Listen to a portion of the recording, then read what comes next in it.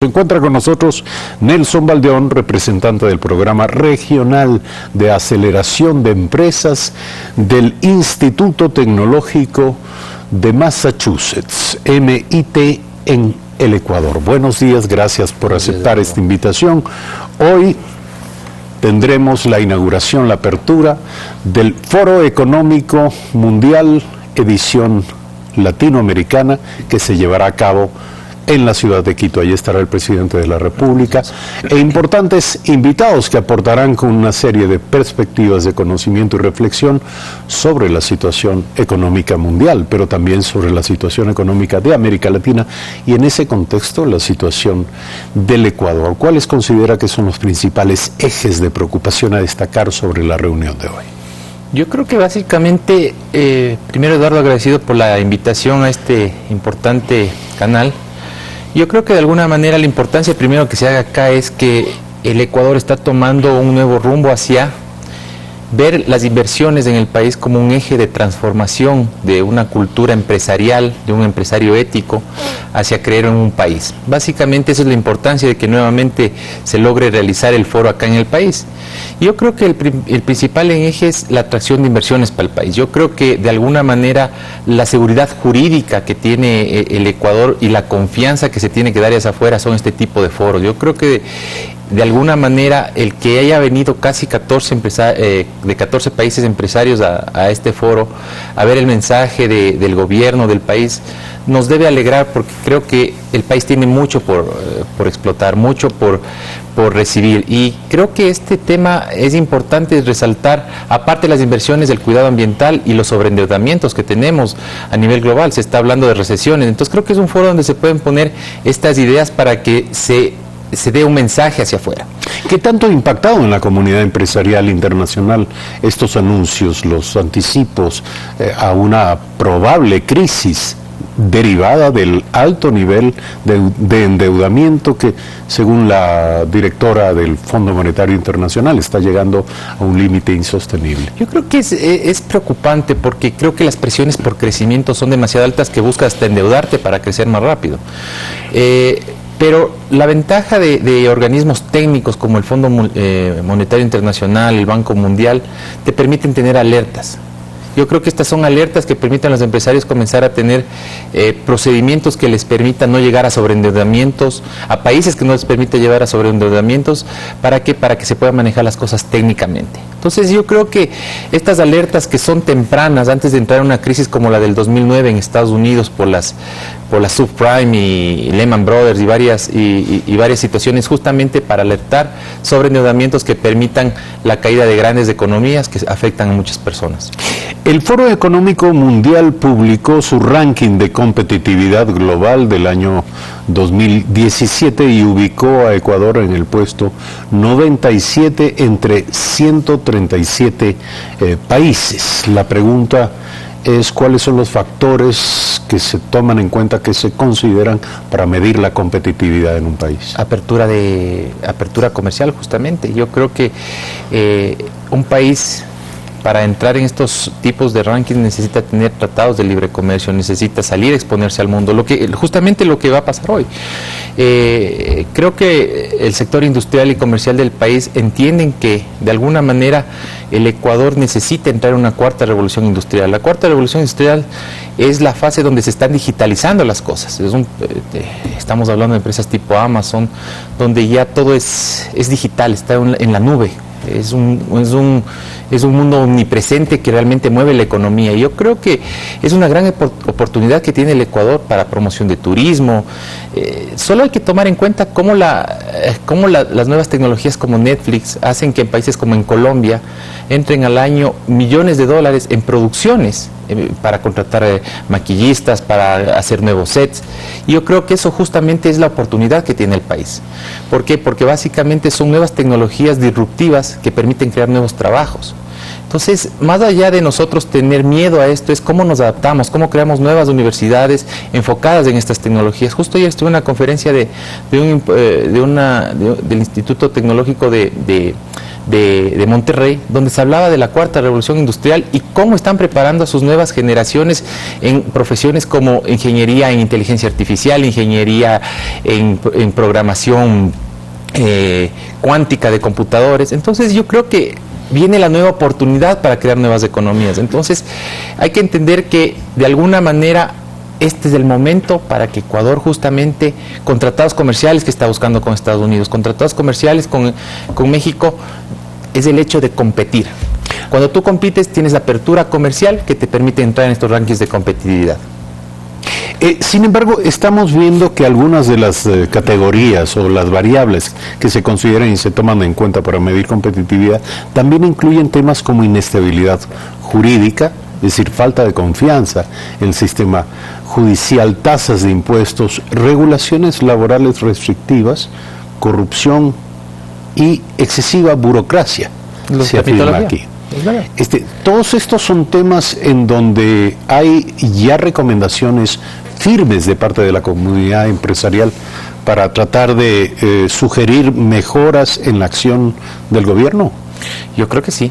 Yo creo que justamente estos foros, mira, no solo el hecho del World Business Forum, el día de ayer la Unión Europea inauguró un foro aquí en la ciudad de Quito donde se está hablando cómo esta apertura, cómo esta confianza ha hecho que aumentemos las exportaciones a Europa. Si bien es cierto, la corrupción es un tema supremamente fuerte en nuestros países, no solo en Ecuador, en toda Latinoamérica, pero creo que las crisis generan oportunidad y creo que esto nos ha hecho reflexionar y, por ejemplo, ahorita los empresarios están hablando mucho de los códigos de ética, los blueprints que te permiten a ti generar prácticas anticorrupción.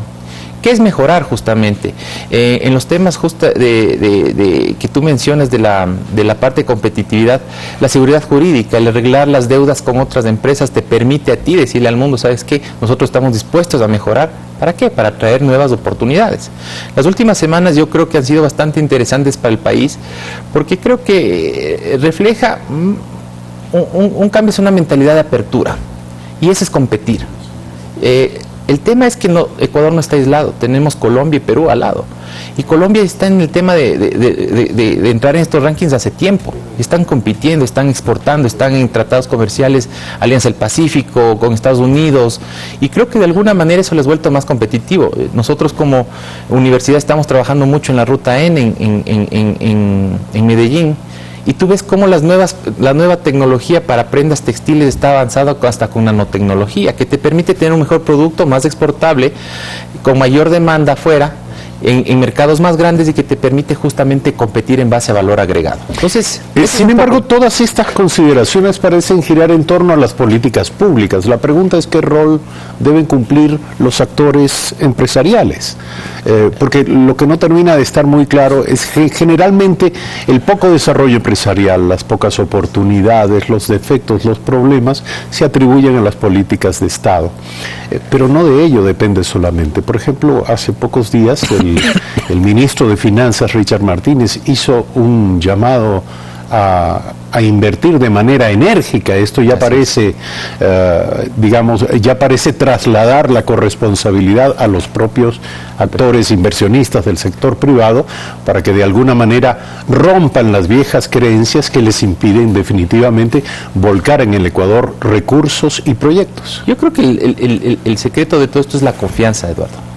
Nosotros tenemos el mensaje del ministro, creo que poco a poco, pero creo que es confianza, seguridad jurídica, que no te van a cambiar las reglas del juego. Entonces, yo creo que el esquema legal que debe tener el país más allá es separar la política de la economía.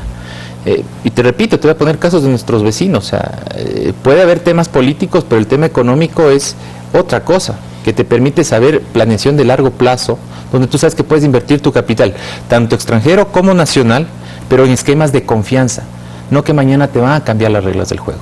Entonces lo importante para crear emprendimiento, que es en lo que nos enfocamos mucho, y lo que pedimos es tener reglas seguras de aquí no a 2, 3 años, es a 20 años, porque los capitales no son inversiones de un día, de 2 días, son de 20, 15 años. Entonces yo creo que el ministro ha tenido la fortaleza de decir, hay que invertir, pero también nosotros tenemos que pedir desde la parte de seguridad jurídica para que entren esos capitales, no te cambien las reglas del juego en la noche a la mañana y te permitan a ti generar esa riqueza que se traslada en creación de empleos. Entonces, ese yo creo que es el pedido al sector empresarial, pero el sector empresarial pide confianza. Desde nuestra perspectiva, eso es lo más importante para poder atraer las inversiones y los capitales que se tienen muchas veces afuera en lugares donde te dan seguridad jurídica. 7 de la mañana, 9 minutos para concluir este diálogo. Gracias a sus gestiones, entendemos, uno de los conferencistas de este Foro Económico Mundial Latinoamérica será el señor Reinhold Steinbeck, de la Universidad de Stanford, quien va a presentar, es profesor de la Universidad de Stanford y va a presentar una conferencia llamada Crecimiento Empresarial y Desarrollo Sostenible en la Era de la Cuarta Revolución Industrial. ¿Cuáles serán los temas o los ejes de la intervención de este profesor y conferencista en esta mañana? Justamente lo que tú mencionas, Eduardo, es eso, que nosotros tenemos que entender lo que está pasando en el mundo, tenemos que ubicarnos en el contexto global. Los principales temas de él básicamente es, primero, hacernos entender que tenemos que aprender a colaborar entre todos. Mira, yo represento a una universidad, él es de otra universidad, están trabajando juntos por crear valor.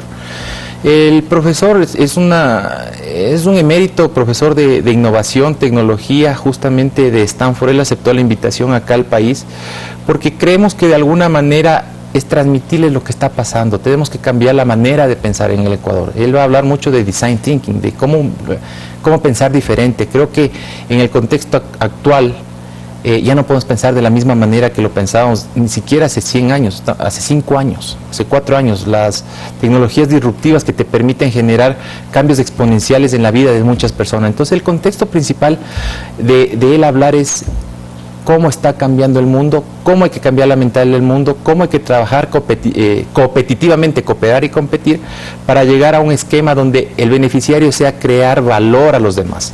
Entonces él va a estar hablando hoy a las 6:45 de la noche como speaker principal del aniversario de la Cámara de Industriales y Producción, donde de alguna manera el mensaje es eso: el Ecuador tiene que insertarse o morir en el intento, que realmente es una cuestión de supervivencia para el país. Nosotros tenemos que entender que la competitividad viene con una digitalización del mundo y donde más que tenemos muchas oportunidades. Entonces ese es un poquito el mensaje que él trae.